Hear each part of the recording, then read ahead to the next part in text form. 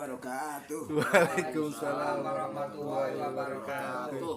Alhamdulillahirabbil alamin. Dulur-dulur, sobat ngopi disik, malam hari ini kita berkumpul lagi ngopi disik, ngolah pikir, diskusi asik. Ngopi disik ya?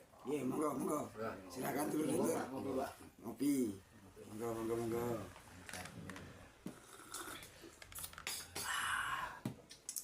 Alhamdulillah, alamin. Dulur-dulur, sebagaimana biasa kalau kita kumpul-kumpul di sini mesti ada yang jadi bahasan.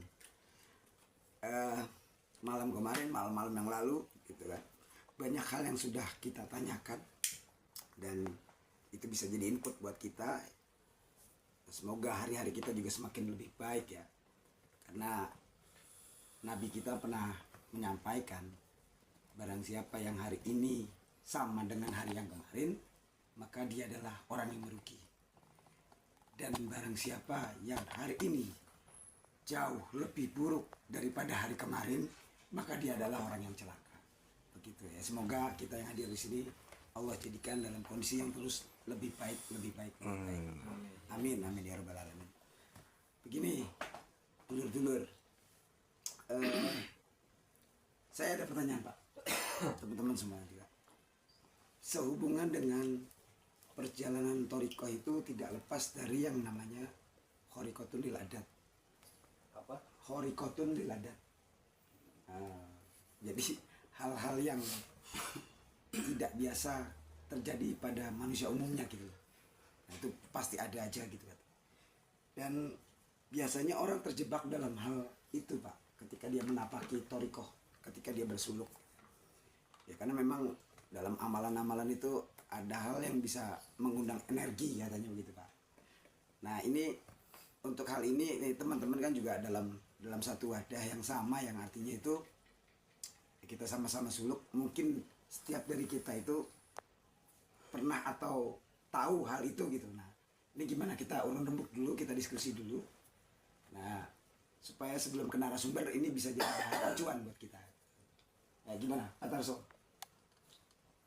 Menurut Pak Tarso, ketika kita melakukan thariqah itu kan ada aja ya kondisi di mana rohaniah kita itu bertemu dengan hal-hal yang sepertinya tidak umum gitu. Monggo, Pak Tarso ada? Saya sebetulnya belum pernah mengalami hal itu karena saya baru mau prosesnya. Saya orang baru, mungkin yang udah mengalami kayak Pak Ustadz Kalimi. Ya. Jadi ini kan cerita yang mengalami kan, baru bisa cerita. Ya. Selama ini saya belum mengalami, baru mau coba-coba lah, baru melangkah. Cuma yang mungkin udah Mbah Nur atau Pak Kalimi yang udah pernah ini, pengalaman pribadi. Ya. Assalamualaikum warahmatullahi wabarakatuh. Waalaikumsalam warahmatullahi wabarakatuh. Menanggapi pertanyaan ya? Iya, pertanyaan. Bapak Luqmanul Hakim. Iya, monggo. Tentang thariqah. Iya, thariqah yang di dalamnya itu ada khariqatun lil adat. Iya, khariqatul adat. Iya. Thariq dalam artian kan di sini jalan. Iya. Ya. Syari' juga jalan, syariat. Ya. Tuh. Kalau syariat itu kan banyak yang nempuh sehingga umum. Ya, thariq ini yang nempuh cuma dikit, makanya ada khariqatul lil adat Pak. Iya. Saya pernah dengar lah. Thariqat itu untuk orang-orang bodoh. Iya. Untuk orang-orang bodoh. Iya. Karena Gus Dur lu pernah Nah, gitu. Gus Dur itu. Iya, monggo. Di Muktamar itu pernah bilang, Iya, thariqah itu. thariqah itu untuk orang-orang bodoh. Iya. Waktu banyak ya yang gede-gede, yang besar-besar tuh. Siapa yang pintar di sini? Itu nggak ada. Gak ada. Berarti ngaku bodoh semua. Iya. Ya, itu. Berarti thariqah itu untuk orang-orang bodoh. Oke. Nah, makanya itu ya maklum, kalau orang-orang bodoh itu memang ada khariqatul adat, maklum. Maklum. Karena dia bodoh. Karena dia bodoh gitu. Karena bodoh. Karena orang sare sama jalan. Mungkin dia ngaku pintar khatam Quran kan. Khatam Quran itu 30 juz. Orang-orang bodoh nggak kuat. Nggak kuat orang-orang bodoh untuk khatam itu. Paling diajari Allah, Allah, Allah. Itu orang bodoh. Kan aneh. Yang satu wafal berlomba-lomba sekarang 30 juz. Padahal di 30 juz itu kata orang-orang bodoh ya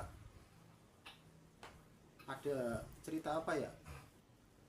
Ada Fir'aun, ada cerita Nabi Musa macam-macam, ada Al-Baqarah ya cerita sapi. Tapi justru yang saya emang anggap nyeleneh itu orang-orang bodoh emang yang itu agak pener maksudnya. Pener. Kalau yang ngapal kan pinter ya. Ya. Pinter berarti orang ngapal pinter. Kalau ini dia langsung fokus, titik fokus. Berarti langsung tuju ke tepat sasaran itu. Tapi dianggap nyeleneh itu. Dianggap nyeleneh. Nah, ya bisa diterjemahkan bahwa Khariqatul Adat itu ya bagian nyeleneh. Ya nyeleneh. Ya, Di antaranya tuh. Ya, di luar kebiasaan orang umum. Monggo Mbak Nur apa Tarso? Lanjut kepada Ya. Murabi lah. Ya. Gimana Pak Tarso? Ini enggak nih biasanya. Bandur. Ya biasanya langsung nih. Langsung Jawaban dari ini udah. Ada jawaban nggak? Langsung ya. Ya, baiklah. Terima kasih Pak Alimi yang sudah memaparkan sedikit apa itu Khariqatul Adat. Nah, untuk lebih jelasnya lagi, untuk lebih gamblangnya lagi, kita di sini ada narasumber Cak Warto yang insya Allah ya, kita akan dengarkan bersama, kita ambil manfaat dari beliau. Untuk itu, monggo Cak Warto. Assalamualaikum warahmatullahi wabarakatuh. Waalaikumsalam warahmatullahi wabarakatuh. Dulur-dulur sanak kadang, sahabat, teman yang dirahmati Allah Subhanahu wa taala. Rahayu sagung dumadi. Semoga seluruh makhluk di alam semesta, baik yang kelihatan maupun yang tidak kelihatan, di setiap ruang dan waktu, pada segala tingkatan, senantiasa mendapatkan ketenangan, ketentraman, kenyamanan, keamanan, kedamaian, keselamatan, kesejahteraan, dan kebahagiaan dari Allah Subhanahu wa ta'ala. Amin. Amin ya rabbal alamin. Sebelum saya menanggapi, bukan menjawab pertanyaan, ya saya tidak punya latar belakang pendidikan atau ilmiah apapun. Jadi untuk menunjang diskusi kita ini ya sebaiknya mohon izin mau ngopi disik. Monggo. Ya dulur monggo. Ngopi. Ya. Ngopi disik. Alhamdulillah. Ngopi rokok. Ngopi disik. Ngopi ngolah pikir. Disik diskusi asik. Nah, kita diskusi tapi asik ya. Monggo. Nggak usah pakai emosi, nggak usah pakai santai-santai aja sambil bercanda lah, biar suasana asik. Tentang Thorekoh dan Khariqatul Adat yang ada di dalamnya. Iya Pak. Thorekoh itu salah satu ikatan yang ada di dalam Islam. Ya, Islam itu kan ada 4 rangkaian, diantaranya ada syariat ya Pak, ada Thorekot, ada hakikat, ya, ada makrifat. Itu adalah satu ikatan yang tidak bisa dipisah-pisahkan di dalam Islam. Kalau kemudian berkembang ya satu tingkatan demi tingkatan kan, ada tingkatan syariat baru Thorekot, baru hakikat, mana atau sebaliknya Thorekot makrifat baru hakikat, itu istilah terserah yang mau menyebutkan. Kalau syariat itu umumnya kan petunjuk-petunjuk ya, dalil-dalil yang menunjukkan tentang bagaimana cara beribadah dan bermuamalah. Ya karena ibadah kan ada dua ya. Iya. Ibadah muamalah itu satu sebetulnya. Karena memang dalam istilah ibadah ada ibadah mahdoh, ada ibadah ghairul mahdoh. Ibadah mahdoh itu ibadah yang ditentukan waktunya, tempatnya, dan tata caranya. Atau kaifiatnya kayak haji misalnya kan. Haji itu kan ditentukan waktunya. Harus tanggal 9 Dzulhijjah. Tempatnya di Mekah. Di Mekah itu. Ya baik di Masjidil Haram maupun di Arafah maupun di Mina itu tempat-tempat yang ditentukan untuk pelaksanaan ibadah haji. Kemudian tata caranya ditentukan. Ya, harus pakai pakaian ihram, harus niat dari mikot, pakaian ihram, tawaf 7 kali mengelilingi Ka'bah. Kemudian sa'i mundar-mandir dari Safa Marwah 7 kali. Wukuf di padang Arafah di Jabal. Itu kaifiat. Ya, kalau ada orang misalnya tanggal 9 Dzulhijjah pagi-pagi mengelilingi Tugu Monas 7 kali. Ya. Itu bukan haji namanya. Senam pagi. Lari pagi. Ya karena ya tempatnya nggak tepat. Iya. Senam pagi namanya. Iya. Itu sholat juga begitu, waktunya, tempatnya harus suci kan. Kaifiatnya ada. Nah, itu ibadah mahdoh namanya. Ada ibadah ghairul mahdoh itu ibadah-ibadah di luar. Itu yang hubungannya dengan kemasyarakatan. Nah, kita hubungan di masyarakat ini kan ada jual beli, ada utang piutang, ya kan? Ada pinjam meminjam, ada pergaulan lah, ya. Nah, itu bagian dari syariat. Atau disebut juga ibadah sosial. Kadang-kadang ibadah sosial itu lebih hebat daripada ibadah ritual. Kalau ghairul mahdoh, ibadah mahdoh itu ritual. Kalau ghairul mahdoh atau muamalah itu ibadah sosial. Itu lebih utama malahan, lebih keren daripada ibadah yang mahdoh itu. Bahkan ibadah mahdoh yang tidak punya asar ke ibadah ghairul mahdoh dalam muamalat itu tidak punya nilai. Bahkan orang belum pernah melakukan ibadah mahdoh, belum pernah sholat, belum pernah haji, belum apa. Hanya berbuat baik ada dengan sesama makhluk Tuhan. Jadi ahli surga. Pernah ada diceritakan itu, ya cerita ya, karena itu kan keterangan dalam hadis-hadis ya. Itu ada orang membunuh 100 orang, ahli surga. Yang belum pernah ngapa-ngapain. Tobat aja baru mau niat, belum sampai tempat tobatnya. Ahli surga. Mungkin pernahlah dengar itu ya, Pak Ustadz atau apa dengan yang cerita. Pelacur itu enggak sholat, enggak apa. Ngasih minum seekor anjing yang kehausan. Ahli surga. Nah, itu ibadah sosial namanya. Muamalah, sikap. Itu ibadah itu ada itu semua nanti terikat dengan aturan-aturan syariat. Makanya orang syariat umumnya yang ahli syariat itu pinter dalil. Tapi kalau bukan berarti orang yang pinter dalil yang bisa bersyariat. Kadang-kadang ada orang nggak bisa ngaji bisa bersyariat. Nyatanya dia juga sholat, Ramadan juga puasa, Jumatan ya kan. Tapi kalau ditanya dalil juga nggak ngerti. Jadi kalau syariat itu sifatnya umum. Ada yang pinter, ada yang bodoh. Nah, yang pinter banget disebut orang alim. Orang alim ya. Jamaknya ulama. Nah, makanya ada kumpulan ulama disebut majelis ulama. Kerjaannya itu ngumpulin dalil untuk membuat fatwa. Ini halal apa haram, wah jagoan lah pokoknya dia. Itu MUI. Nah, ini syariat ya.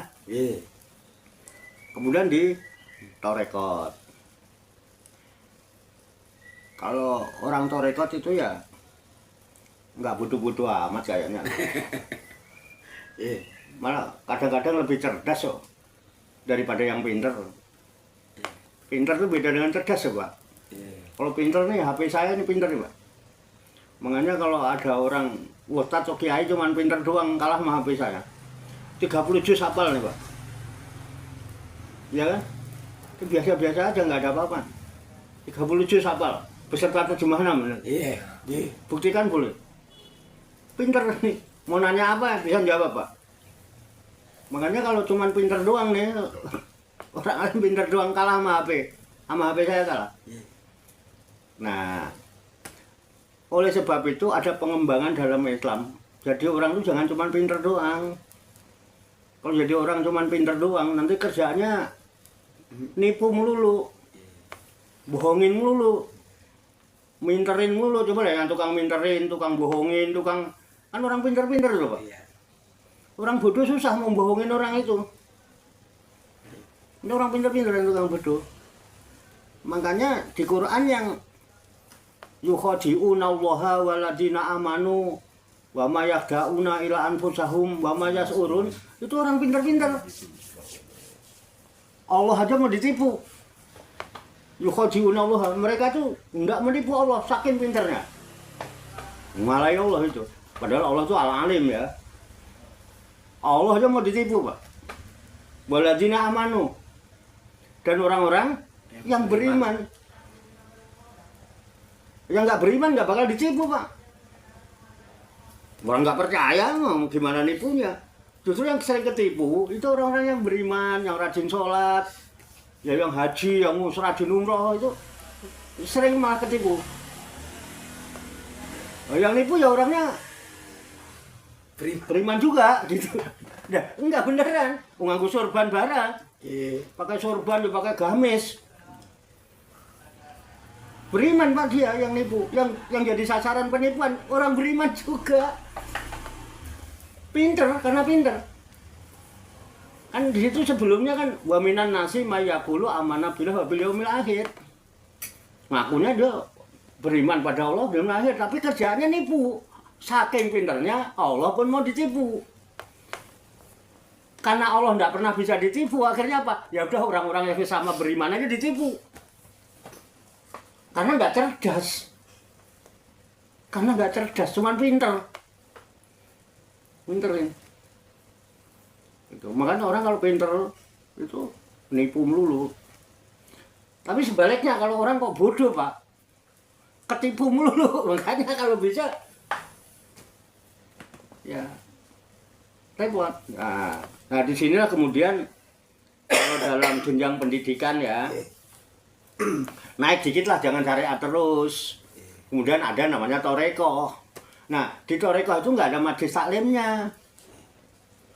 Yang saya tahu di torekoh itu nggak ada majelis taklim, nggak ada proses pembelajaran kayak kita di banyak ada enggak. Tapi orang dibimbing Pak, ditalkin. Nah tempat talkin namanya halakoh zikir. Makanya di torekoh ya nggak dipanggil, dikasih zikir aja. Karena apa? Orang torekoh mesti syariat dulu. Jadi saya nggak patek setuju wong torekoh bodoh-bodoh. Wah, enak aja nyepelein banget ya. Loh, orang bertorekoh harus bersyariat dulu. Bagaimana orang bertorekoh tanpa syariat sih gitu? Justru orang torekoh itu orang-orang pinter yang ditingkatkan kepinterannya menjadi cerdas. Ternyata cerdas itu bukan dari proses pikiran. Cerdas itu prosesnya dari dalam. Kalau pikiran itu semua sumber dari luar. Mesti katanya. Kata Allah, firman Allah, kata Rasulullah, ya kan?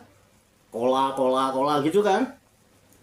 Kenapa dengan kola itu orang berpikir gitu loh. Pinter itu. Di torekoh udah nggak diperlukan itu, udah pinter ngapain. Udah bersyariat kok. Sholatnya udah bisa sholat kok Pak. Sholatnya udah bagus, wudhu udah bagus. Umrah udah bolak-balik ya. Di torekoh diajak beresin jiwanya, hatinya. Dengan cara apa? Ditalkin zikir. Bukan berarti kalau cuma bisa Allah, Allah, la ilaha illallah itu bodoh. Tidak, justru dia dibikin cerdas.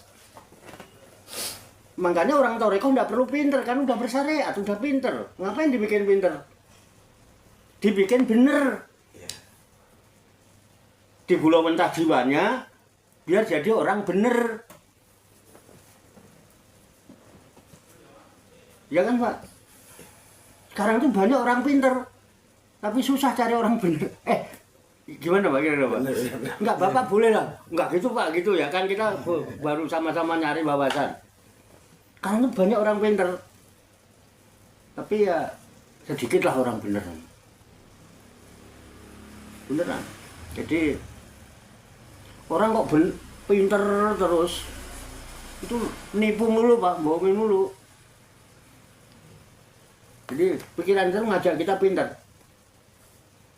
Gitu. Tapi kalau dzikir itu mengajak kita supaya bener.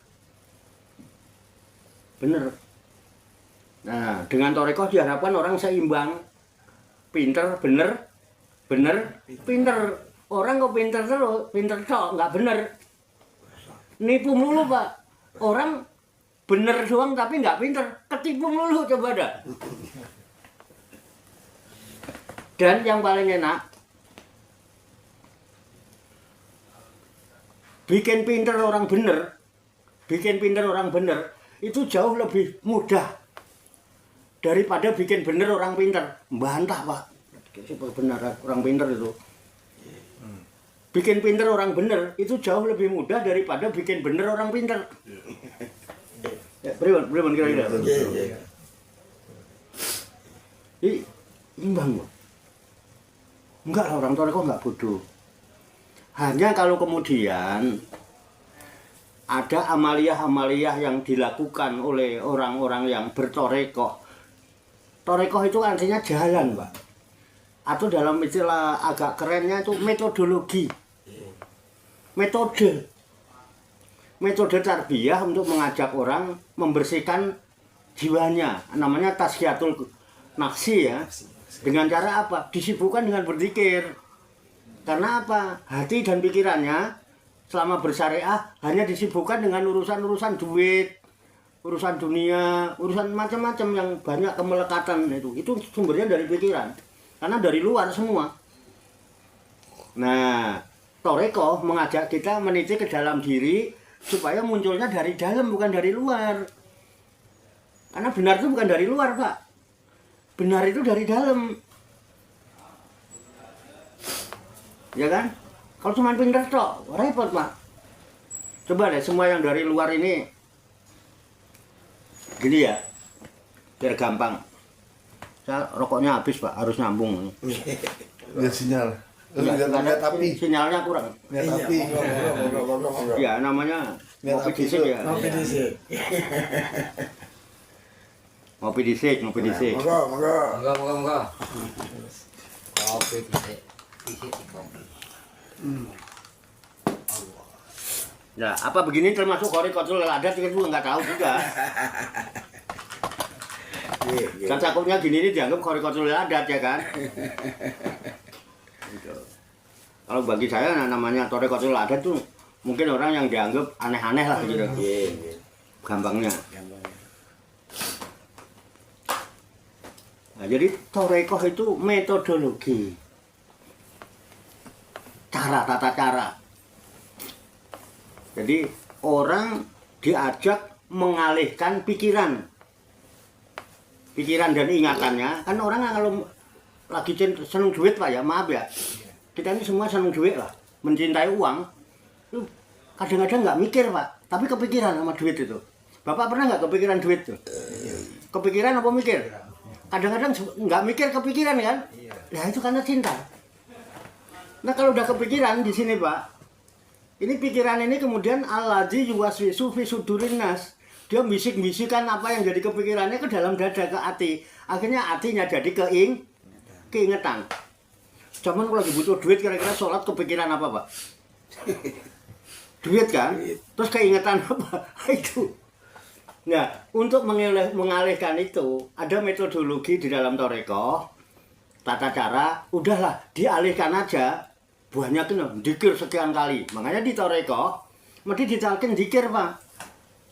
La ilaha illallah misalnya 1000 kali, atau kalau di toreko Qadiriyah itu 165 kali jahar.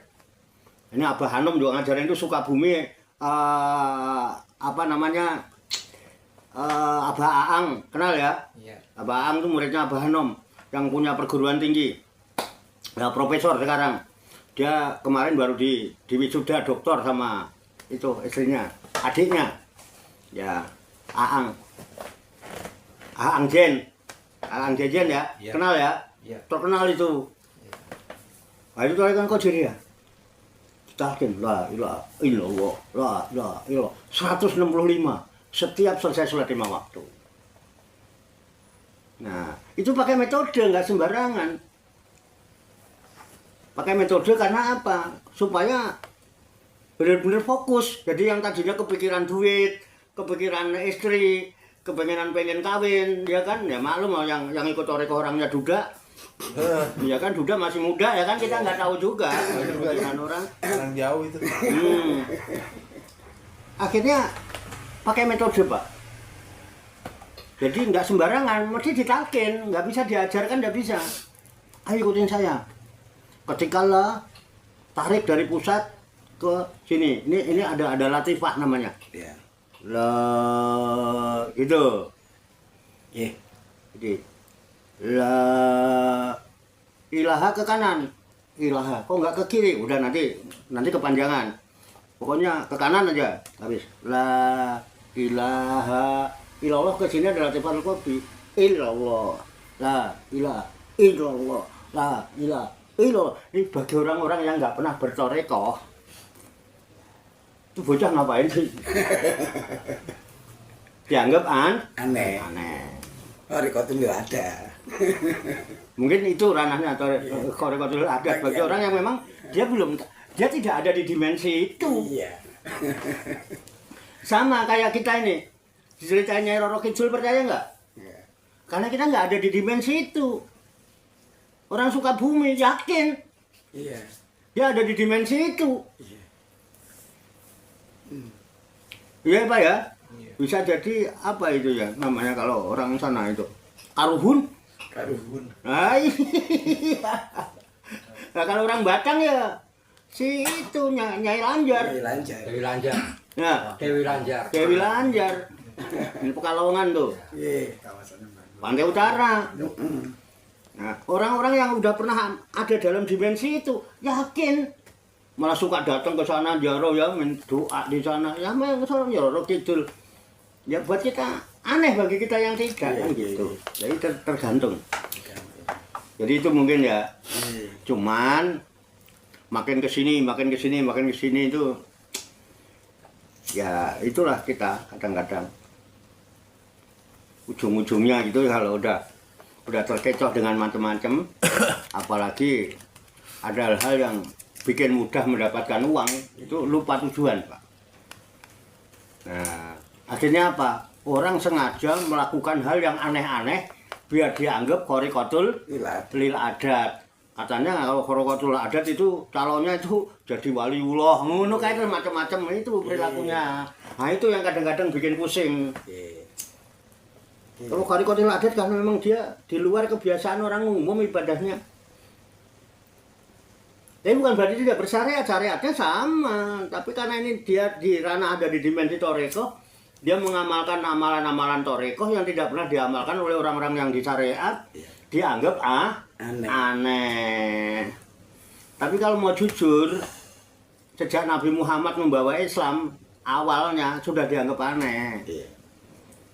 Badal Islamu goriban, wasaya udu goriban, kama bada'a. Tapi itu balik guroba. Islam itu pertama datang di Nabi Muhammad dianggap aneh. Orang biasa nyembah Tuhan banyak, tiba-tiba suruh nyembah Tuhan satu, aneh nggak? Aneh. Enak dia ngomong, urusan gua kan banyak. Masa Tuhan cuma satu? Tuhan gua banyak aja gua masih repot, apalagi Tuhan satu. Dan kata dia ada dimensi itu. Jadi ketika suruh aneh. Nah, itu masalah. Nah, wasaya udu goriban kama bada. Nanti Islam itu Kalau kita bawa Islam apa adanya, nanti dianggap aneh lagi, Pak. Tapi fatu balil buroba. Tapi beruntunglah bagi orang yang dianggap aneh. Tapi untuk menjadi orang aneh tidak harus berbuat yang aneh-aneh. Nggak usah kepengen dianggap khorikotil adat terus macam-macam ngono. Ya nggak perlu gitu kira. Kalau menurut saya itu ya itu khorikotil adat dengan toreko. Jadi jangan sampai salah inilah ya. Iya. Saking pengennya dianggap itu terus nyeleneh gitu ya. Wah yang enggak gitu ya. Jangan. Oke, monggo silakan yang lain. Ya. Siapa boleh kita tukar wawasan aja, Ya. Pak. Enggak, bukan mengajari, bukan. Nggih. Ya. Monggo, Jadi silakan. penempuh jalan spiritual atau dunia torikoh ini, orang yang sedang bertorikoh itu ruhaniannya kan lebih mendominasi ya Pak. Lebih banyak yang digulawentah itu kan jiwanya. Nah, yang saya tahu Rasulullah SAW itu dan para nabi yang lain memiliki atau pernah mengalami khorikotul wiladah. Maaf nih agak serak ya. Khorikotul wiladah untuk para nabi disebut dengan mukjizat. Itu ya seperti bagaimana Nabi Musa diperintah Allah untuk membelah lautan Laut Merah sehingga terbelah. Dan di riwayat lain bahwa Nabi Muhammad mengeluarkan air dari jari-jarinya. Dan itu mukjizat ya. Ya itu kembali lagi itu adalah opini gitu kan yang memerlukan apa ya pemahaman yang lebih dalam. Terus ada lagi yang terjadi pada para waliullah, para kekasih Allah ini yang disebut dengan karomah gitu.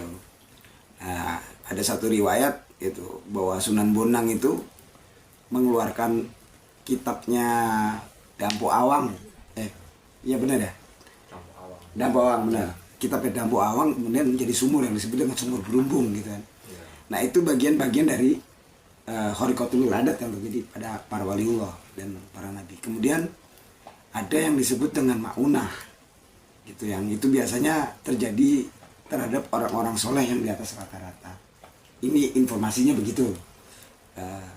Terus ada juga yang disebut dengan istidrojah. Istidrojah itu adalah suatu kejadian yang di luar manusia umum, kejadian di luar manusia umum, tapi itu tujuannya untuk menjadikan orang yang mengalami ini berangsur-angsur dalam kesesatan.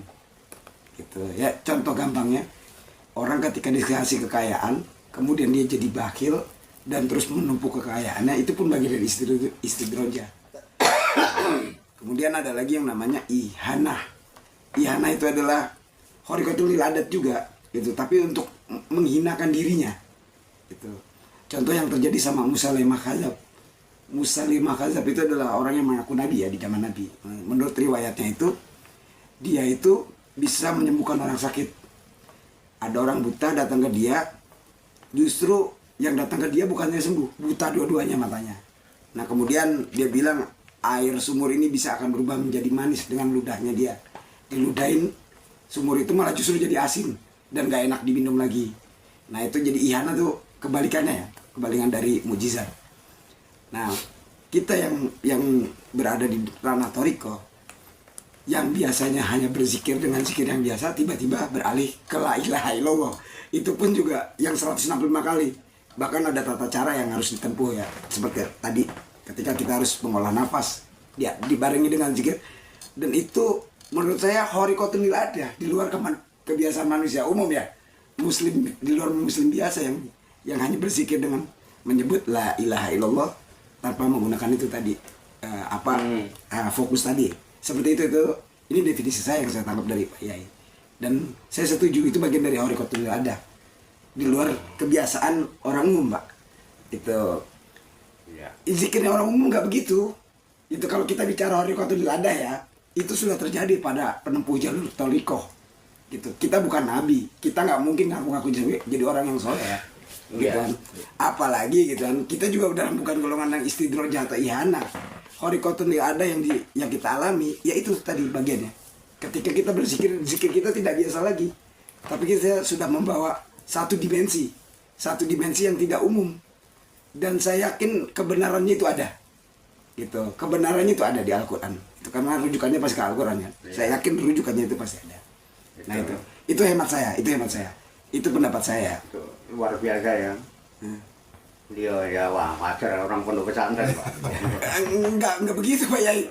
Justru saya bertanya karena memang jawaban itu ada dari Pak Yai. Bukan pertanyaan sebetulnya. Itu. Kan jadi dari awalnya pembukaannya yang saya tahu kan, berarti udah tahu kan gitu. Saya tahu dari Nabi, dari ini sehingga muncul mujizat, karomah, apa ya, apa tadi? Mauna itu sudah. Saya pernah ya Pak, dibimbing seorang kiai saya itu punya sanad Thariqah Qadiriyah. Ya sedikit banyak saya menyelam ya, di dikit-dikit belajar Thariqah, tidak pernah membicarakan yang namanya khariqatul adat, karomah, mujizat, mauna, itu nggak pernah Pak, nggak pernah, sehingga saya juga nggak pernah menjanjikan hal-hal seperti itu. Nah, karena berkembangnya yang begitu-begitu itu, akhirnya banyak orang datang ke mursyid-mursyid Thariqah itu tidak menuntut ilmu, tapi cuma ngalap berkah. Kan banyak yang ke Suralaya itu nggak cuma nuntut ilmu Thariqah Pak. Yang ke Aang Jejen itu nanti nggak semua orang, cuma ikut aja nimbrung, ikut dikir-dikir aja ya. Ya, banyak kan begitu.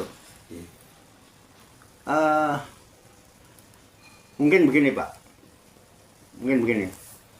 pernah nggak dengar kalau di Jakarta ini kan ibu kota, sekejam-kejamnya Ibu Tiri lebih kejam ibu kota. Bener pernah dengar itu ya Pak? Pernah dengar istilah itu. Terus sampai kamu di Jakarta kalau nggak kerja nggak makan. Kamu hidup di Jakarta kalau nggak kerja nggak makan. Mau makan dari mana kalau nggak kerja? Pernah nggak dengar kata-kata itu? Ya. Namun ketika orang melihat tidak bekerja, bisa makan, bisa ngopi, bisa, nggak ada yang dibilang karomah, nggak dibilang nggak dibilang khariqatul adat, nggak. Dan orang menyaksikan itu. Ada orang nggak kerja, nggak ngapa-ngapain, ya pokoknya ibadah aja, tapi ya bisa makan, bisa ngopi, bisa ngerokok gitu ya. Nggak ada dibilang khariqatul adat, padahal umumnya kalau nggak kerja nggak bakal makan. Siapa yang ngasih makan? Memang rezeki datang sendiri kan begitu ya Pak? Tapi nggak ada yang bilang, padahal juga orang menyaksikan. Pernah nggak menyaksikan hal itu Pak? Ada.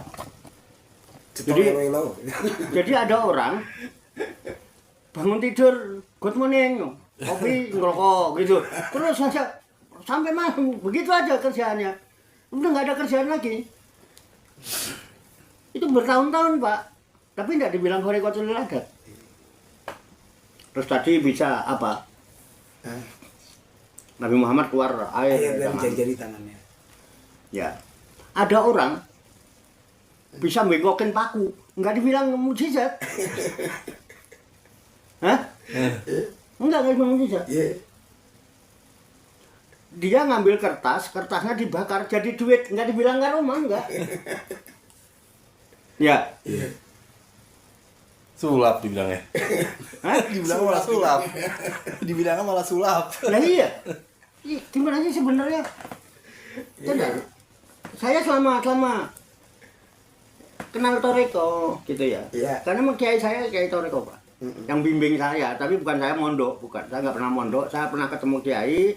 Kebetulan dia memang sanatnya ke Thariqah Qadiriyah, cuman bukan jalur Abah Anom. Kalau Abah Anom kan Abah Sepuh itu dari Cirebon, Syekh Tolkah. Dari Syekh Tolkah Cirebon, dari Syekh Abdul Karim Banten, Syekh Ahmad Khotib. Kalau saya kan dari Meranggen. Kiai saya dari Meranggen, Syekh Musli. Nah, itu udah pernah bicara gitu. Enggak. Beneran, Pak. Bahkan ada orang diikat kenceng-kenceng bisa terlepas. Enggak karomah itu. Bukan khariqatul adat itu. Cuman tontonan biasa. Kasihannya nggak pakai Thariqah-Thariqahan itu kayaknya. Saya tahu itu. Dia nggak kenal Thariqah, dia baca Quran aja nggak bisa kadang Pak. Tuh. Ya. Sebenarnya arahnya bukan itu sih arahnya. Iya. Ya, itu kan karomah. Orang cari karomah. Terus cari karomah gampang dibaca, gampang ditembak. Sementara punya cita-cita pengen masuk surga tanpa dihisap. Itu kan syaratnya mati syahid. Dan gampang ditembak kan dibaca kapan matinya nanti perang. Jadi aneh-aneh aja ketika orang itu udah mulai berpikir masalah yang begitu-begitu. Toh mati itu pasti itu. Itu loh kalau menurut saya ya, maaf bukan kita mau menolak itu. Kalaupun ada ya, saya udah biasa lah ngeliat-ngeliat yang begitu. Beneran. Bahkan kalau mau di itu bisa kok. Itu. Pernah ada orang, Pak aku dibengkokin. Pakai gigi. Iya. Pakai gigi. Pakai gigi. Iya. Padahal waktu itu orangnya nggak ada giginya ya. Mana nggak ada giginya. Nah, habis itu sakit berhari-hari itu dia. Sakit gigi. Ya orang nggak ada giginya. Gara-gara bengokin patung. Tapi nggak ada yang bilang itu karoma, nggak ada bilang khorikotul ada. Waktu kertas dibakar. Ini kan kertas di sana diemin aja, pelototin doang. Kebakar tuh, bros. Loh, kok bisa gitu ya kan? Tapi nggak dibilang khorikotul ada. Biasa-biasa. Biasa aja. Ini kan? Nah, sebetulnya gimana yang begitu-gitu tuh kan perlu apa tidak kan gitu. Dan nggak ada nabi-nabi yang belajar ilmu kayak gitu, nggak ada. Nggak ada. Kalau Nabi Muhammad katanya Pak, Ya, kan saya nggak tahu Pak. Kalau beliau kan katanya juga. Setahu saya dari di Nabi itu begini-gini kan, berarti pernah tahu dong Nabi begitu gitu. Bukan katanya tadi soalnya, setahu saya kan gitu. Makanya saya terkesima itu, keren juga. Tapi ya maklum kan orang pondok pesantren. Beda dengan saya, jadi saya agak aneh gitu. Agak aneh. Nah, ini mohon maaf bukan menyangkal, bukan menyangkal. Nabi Musa juga tongkatnya bisa jadi ular katanya. Kan katanya Pak. Saya kan nggak hidup di masa itu, ya katanya kan gitu. Itu kan bukan berarti Nabi Musa tuh pergi ke kiai minta tongkatnya diisi biar bisa jadi kan enggak. Bahkan karena pernah belah laut, pernah mukul batu, bisa memancar 12 mata air. Aku ya sodaqahul adzim karena itu ada di Al-Quran ceritanya kan gitu. Iya kan ada di Quran itu, aku ya sodaqahul adzim karena Al-Quran kan gitu. Itu juga Nabi Musa nggak pernah belajar ilmu-ilmu thariqah gitu, nggak pernah Pak. Dia belajarnya sama mursyid siapa itu kan gitu. Apa tongkatnya diisi dulu. Aku punya tongkat juga Pak, tapi tak buat belah itu enggak buat nguras kolom. Maksudnya biar cepat asat gitu ya, enggak harus disedot juga begitu. Enggak bisa. Akhirnya itu hanya ini hanya sekedar guyon ya, guyon. Biar seru-seruan, buat seru-seruan aja lah. Biar asik aja. Mau silakan kalau ada yang lain-lain. Ya, dari sini saya bisa pahami Pak Yai. Alhamdulillah saya dapat pencerahan. Jadi khorikotul adat itu bukan fokus, bukan tujuan. Bukan tujuan ketika kita bertorikoh ya. Kalaupun ada ya jangan diminta gitu. Tapi itu ya sekedar bonus, sesuatu yang udah mungkin kita hanya lewati aja ya. Tapi tetap tujuannya ya ilallah kalau kita mau bertorikoh. Nah itu dari sekian banyak pemaparan tadi saya bisa pahami Pak. Terima kasih. Nah untuk selanjutnya mungkin ada teman-teman yang ingin menanya.